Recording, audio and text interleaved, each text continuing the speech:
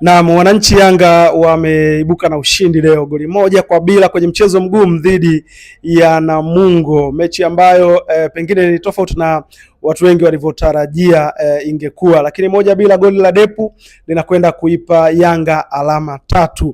Niko hapa na Ramadhani Mbwaduke, ukipenda mwite Mbwaduke Stats, mtaalamu wa namba, data, takwimu, kila kitu kimelala hapa.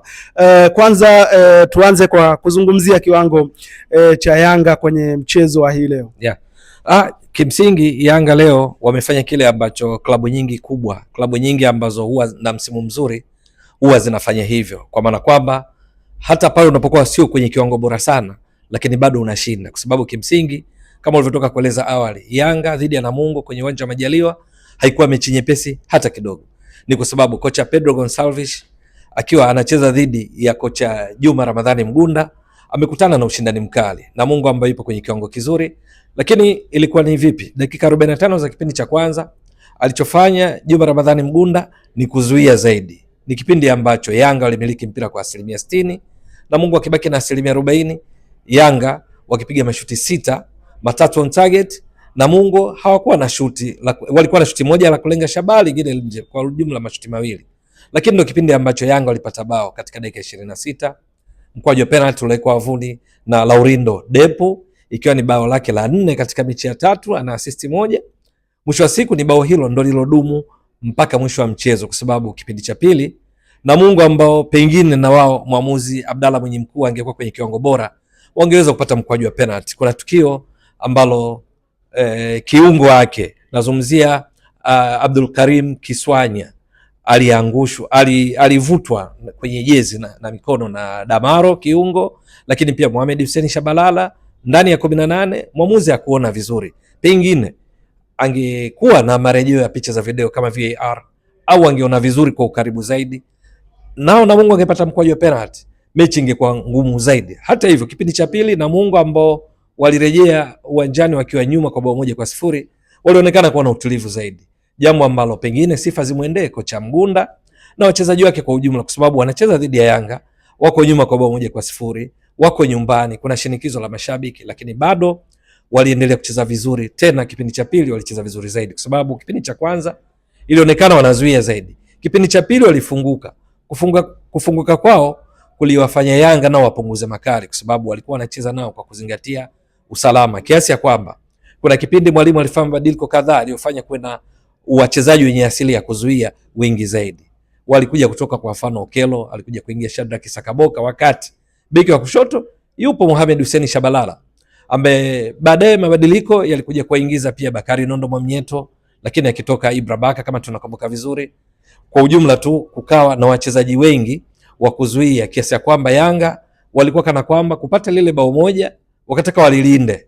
Hata hivyo kuelekea mwishoni, lau kama Hashim Manyanya miongoni mwa wachezaji waliokuja kuingia katika kipindi cha pili, mabadiliko aliyofanya kocha Mgunda, pengine angeweza kufunga bao, kwa sababu kuna tukio aliwapiga chenga vyema walinzi wa Yanga wa mwisho, akawa analikaribia lango, akapiga shuti kwa usahihi, goli lake la kushoto ukapita sentimita chache kutoka kwenye nguzo ya kushoto kwa golikipa Djigui Diarra, na hivyo kuifanya Yanga inusurike. Na hiyo ilikuwa tayari ishagota dakika 90 plus, yani dakika za nyongeza zile za mwamuzi Abdalla Mwenye Mkuu kufidia kutokana na matukio mbalimbali. Lakini gift Macha TV, Mbwaduke Stats Sport Next Level, ni kwamba pamoja na mikiki yote, mechi ni ngumu haswa, kwa sababu kila alichokifanya mwalimu Pedro Gonçalves hasa kwenye mabadiliko kipindi cha pili ni ishara tosha kwamba haikuwa mechi nyepesi, na hasa kuelekea mwishoni mwa mchezo. Waliotoka walikuwa ni pamoja na Depu, walioingia walikuwa ni Salum Abubakar Shwabo ambaye ni kiungo katika eneo la ulinzi pale, kwenda kusaidiana na kina Duke Abuya, kina Maxim Pia Zengeli, walao kulinda ushindi wake. Ndio maana nikasema timu ambazo huwa na mafanikio katika michuano ambayo ni marathon mirefu ya ligi, wakati mwingine uhitaji kucheza sexy football, mpira mzuri sana, ili upate matokeo, na ndicho alichofanya Yanga, kwa sababu ushindi wa leo hii wa bao 1-0, mechi ngumu dhidi ya Namungo, umewafanya mwisho wa siku wameondoka na pointi 3 ambazo sasa wamefikisha pointi 25. Mechi ya 9 matarajio ni kwamba wangekuwa na pointi 27, lakini wana pointi 25, ambayo ukiweka katika ufanisi unagundua kwamba ni around 93% ya ufanisi. kwa sababu ya kupata pointi 25 kati ya pointi 27, kwa kuwa wameshashinda mechi 8 kati ya 9 walizocheza. Sare ni ile suluhu waliotoka dhidi ya Mbeya City kule jijini Mbeya. Lakini kumbuka msimu uliopita Yanga wakati wakitoa ubingwa mechi 30 walimaliza na pointi 82, ni performance ya 92%. Sasa hivi wana performance ya asilimia 91, na maanisha msimu uliopita 24-25. Sasa hivi wana performance ya 93%. Kwa hiyo kwa mechi hizi 9 Yanga wameshapandisha ufanisi wao kwa 2% zaidi. Mwisho wa siku inaangaliwa nani kakusanya pointi nyingi, mabao, ili kupata goal difference, tofauti ya mabao ya kufunga na kuzuia. Yanga bao la leo alofunga la Depo maana yake ni bao la 22 katika mechi 9.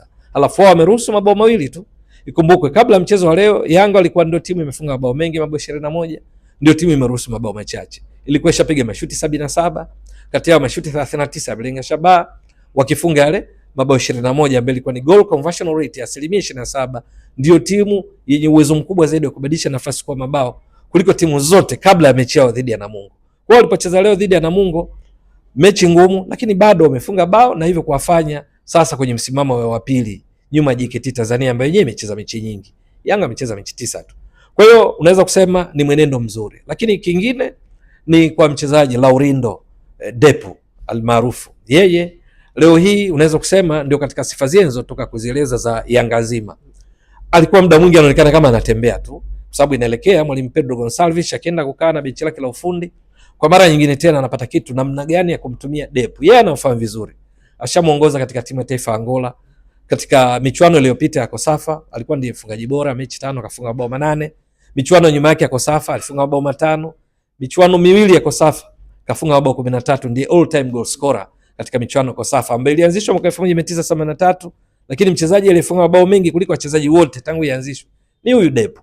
Sasa tangu atue Yanga inaonekana kana kwamba anakuwa mzuri zaidi na ana athari kubwa zaidi kwa wapinzani anapokuwa wanakuwa na washambuliaji wawili Yanga. Leo hii kwenye kucheza alikuwa yeye mmoja. Kwa mara nyingine tena ilimuexpose, ilimuonyesha kwamba yuko ineffective, hatishiki hivyo, lakini uzuri wake mkwaju wa penalty umepatikana, hafanyi makosa. Kwa mara nyingine tena anafunga bao la penalty. Ukiondoa hilo, unaweza mtu akikuchallenge kwamba Depo alikuwa na lipi la kuatisha sana walinzi wa Namungo, unaweza ukajikuta yani kwa kina Hussein Kazi na wenzake, unaweza ukajikuta ni matukio machache sana.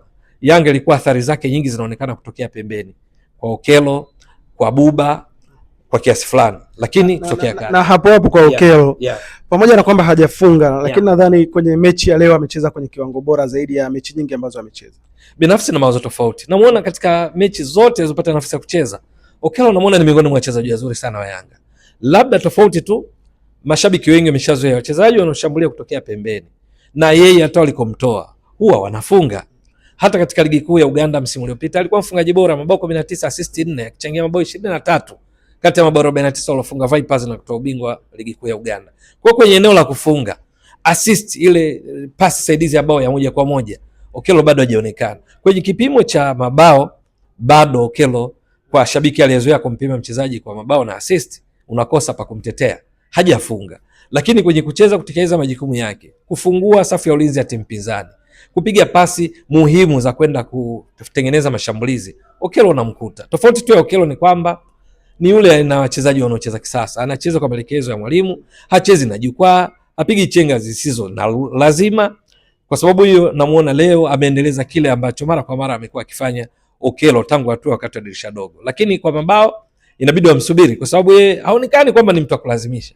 Kwa nafasi anayocheza kama kiungo ushambuliaji kutokea pembeni kulia, goli lake lenye nguvu la kushoto, pengine angekuwa ndo mchezaji ambaye ana ubinafsi kufanya majaribio mengi, kwa sababu uwezo huo anao. Kwa kuwa Yanga kwenye kushambulia huwa inategemea viungo wake ushambuliaji pembeni ndo wapishi wakiungana vyema na kina Duka Abuya, kina Max pale kati, ikija mipira wao ndo wanaleta zile rapsha za kwenda kutengeneza fursa.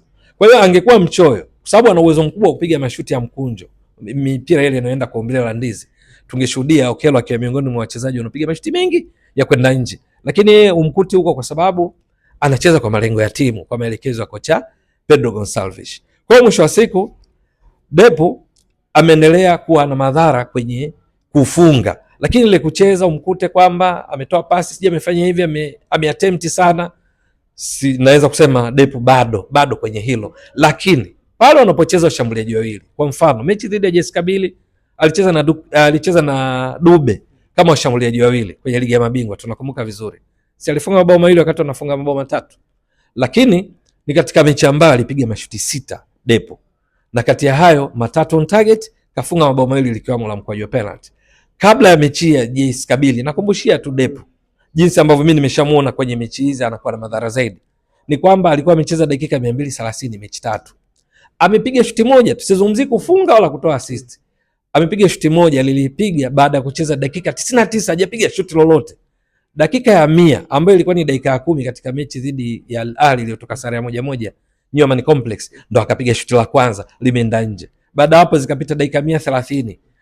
Sio kufunga au assist, kupiga shuti lolote hata la kwenda nje alikuwa hajapiga. Lakini mechi dhidi ya JS Kabylie, baada ya mwalimu kuacha kumtumia yeye kama lone striker, kuwa mshambuliaji peke yake pale mbele, alipompanga na Dube, wote performance, akafunga yale mabao mawili. Lakini leo hii tena kwenye kuanza mfumo wa Yanga kwenye kucheza, alionekana kana kwamba ameanza peke yake. Binafsi naona kwenye dakika nyingi alikuwa Depu hana madhara kivu, ukiondoa lile bao alilofunga. Kwa ujumla, lakini pamoja na yote, ukienda kwenye namba anakuumbua wewe ambaye unamchallenge, kwa sababu leo hii ni mechi yake ya 3. Bao lake la 4, ana assist 1. Kabla ya mchezo huu alikuwa amepiga mashuti 4, 3 on target, akiwa amecheza mechi 3 dakika 110, ana goli 3. Alafu na assist, maana yake alikuwa amechangia mabao 4 kati ya 21, ukiwa ni mchango wa 19% ya mabao yote ya Yanga, wakati yeye ametoka katika dirisha dogo, kacheza mechi 2 akiwa man of the match katika mechi 1. Leo mechi ya 3 anafunga tena bao na hivyo kufunga bao la 4, assist 1, akichangia mabao 5 kati ya 22. Kwa hiyo hapo unaona kuna mchanganyiko juu ya maoni juu ya Depu. Kwenye namba yeye kama mshambuliaji, kitu cha kwanza huwa anapimwa kwa mabao. Ana mabao 4, assist 1 mechi 3. Wewe unasema vipi? Lakini ukienda kwenye maeneo mengine katika modern football, soka la sasa, kurudi, kutoa assist, kufanya hizo attempt nyingi, Depu bado. Kwa maoni yangu, kwa Depu ili awe mzuri zaidi kwenye mechi ambazo Chacha ameshacheza, kama ningekuwa karibu na kocha Pedro Gonçalves na benchi la fundi la Yanga, Depu anakuwa mzuri zaidi akicheza na mshambuliaji mwingine, asiwe peke yake. Akiwa peke yake, tatizo la Yanga bado lipo mpaka leo, na sio tatizo, ni mfumo wa kucheza. Yanga sio watu wa kupiga crosses, yani mtu anaenda mpaka kwenye touchline hapigi cross. Yanga wanachofanya mara nyingi, wanapoenda kwenye touchline wanapiga v passes zenye umbile v, cutback passes, na wakati mwingine washambuliaji vinara wana drop deep mpaka katikati kufuata mipira kushoto kulia. Ndio maana Dube huwa anaendana vizuri sana akicheza na Depu. Dube nafasi zinapatikana nyingi, na Depu kuwa na madhara makubwa zaidi kwa wapinzani kuliko akicheza peke yake. Ila mwisho wa siku bao alilofunga limewapa ushindi Yanga, wako nafasi ya pili, pointi 25 kama nilivyotoka kueleza, bado ni jambo zuri kwake. Tumalize kwa kusema hivi, Depu tangu amejiunga na Yanga kapiga mashuti 5, magoli amefunga 4, na assist 1. Unaweza kaniita Mbwa Duke Junior Gift Macha. Asante sana. Umetisha. Bwana mimi nakuaga bwana. Asante.